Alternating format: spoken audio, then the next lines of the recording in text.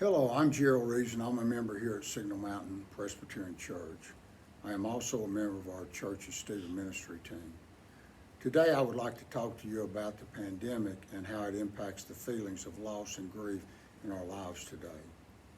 We are living both collectively and individually between two worlds right now. The world we knew before the pandemic and the world we are learning to negotiate because of the pandemic. As a result, I think most of us would agree that we are experiencing a profound sense of loss and despair that can rightfully be characterized as sadness, desperation, isolation, and yes, even grief. We know from Scripture in Ecclesiastes 3, 1 through 8, that God has set times and seasons for our lives. There will be a time to break down and a time to build up, a time to weep, a time to laugh, a time to mourn, and a time to dance. We should strive to never lose sight of the truth that all of our times are in God's hand, even the ones which frustrate and perplex us, as well as those that make us fearful and anxious. We typically think of grief as the emotion we feel when death touches our lives. Interestingly, it encompasses so much more and goes so much deeper. The concise and most insightful definition of grief, in my opinion, says that grief is the conflicting feelings caused by the end of or change in a familiar pattern of behavior. I would add one more insight about grief. Everyone grieves in their own way and at their own pace. Without having given it much thought, each of us can develop our own list of losses we've experienced during the last 7 months. The inability to gather in person to worship and fellowship, not able to be with loved ones during hospital stays, not able to see elderly parents in nursing or retirement homes, being able to give a loved one a proper funeral, the loss of employment, the loss of a family vacation, and not being able to experience high school or college graduations or sporting events, not being able to go visit a new grandchild, the loss of face-to-face relationships, or even witnessing empty store shelves, or not being able to go out to our favorite restaurant with friends. And as we all know, the list just goes on and on. So why does this all feel so much like grief?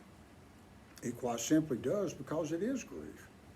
We are weary of it, we are fragmented and stressed because of it. We go to bed at night, worn out from the day, and lay there worrying about the new problems the world is going to throw at us tomorrow, the what ifs in our lives, and it can wear on us emotionally.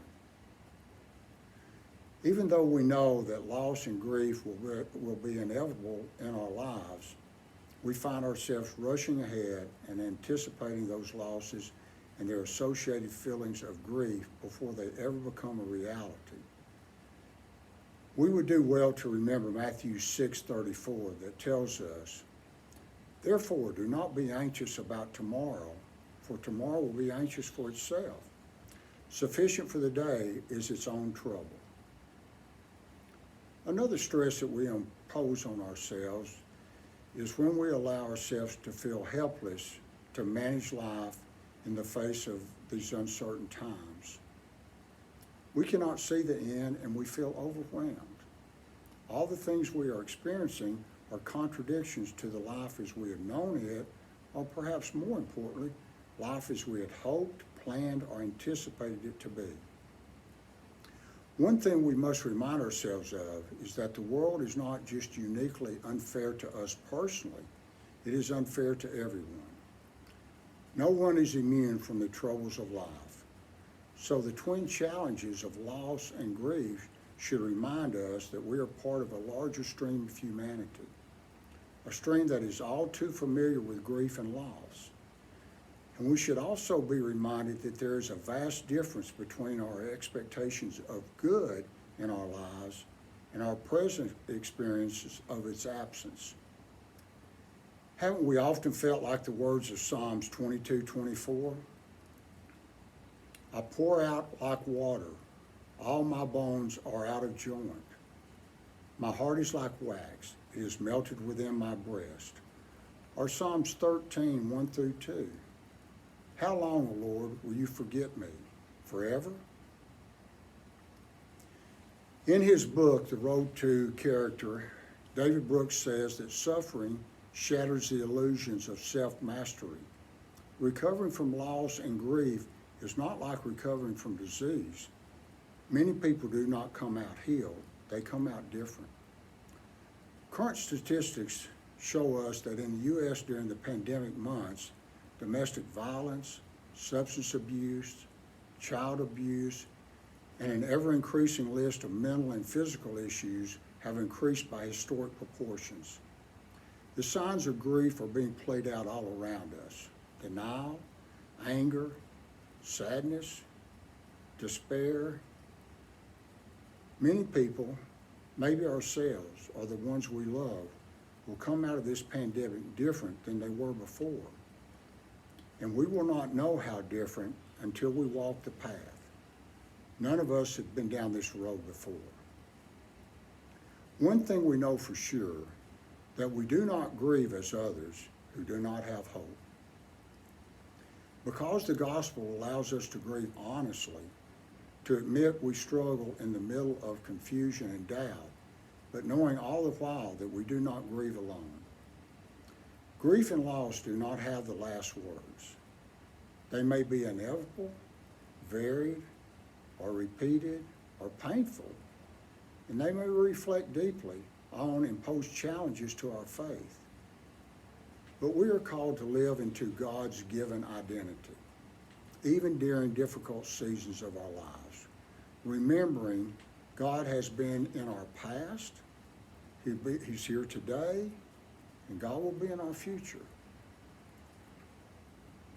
Even in the context of hope, we still grieve, and that is appropriate and okay. So often in the midst of grief, we find ourselves grieving alone and becoming internally centered. To grieve honestly is to admit the pain and sadness that we feel we have lost. So things like practicing self-care, reaching out to friends and loved ones, and staying in the Word are just a few ways that we can cope and share our grief. Our church also offers a unique opportunity to those experiencing stressful times. I mentioned earlier that I am part of the Stephen Ministry team. For those of you not familiar with Stephen Ministry, we are church members who have been trained to be confidential, compassionate, and come alongside of those experiencing difficult seasons in their lives, to listen, to encourage, and to lift you up. If you think a Stephen minister might be for you, you can begin the process of becoming paired with one of our team members by calling the church office. So where do we go from here? The story in Mark's gospel about Jesus and some of his disciples in a boat on the Sea of Galilee during a violent storm in many ways reminds me of the time of upheaval, uncertainty, and fears we are living through. A storm is surrounding us on all sides, and we feel helpless despair. Remember the story in Mark 4:35 to 41. The storm was raging and fierce. Jesus was sleeping. The disciples were fearful. They called out, "Teacher, do you not care that we are perishing?" Jesus spoke to the wind and the waves, saying, "Peace be still." At the sound of his voice, the winds and the waves stood still. The storm was over. Jesus asked the disciples, "Why are you afraid? Have you no faith?" In the quiet of the stillness, the disciples responded to one another with the ultimate question. Who then is this that even the wind and sea obey him? In our loss and grief and the anxious moments of our lives, we may want to cry out in a similar way, and the answer will be the same as the disciples recognized.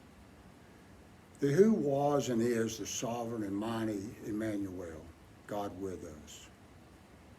While we may ask whether God cares that we feel we are perishing, if we listen to that still small voice, we know we ultimately have nothing to fear or grieve during the storms and pandemics of our lives. May you be safe and healthy, and may God bless you.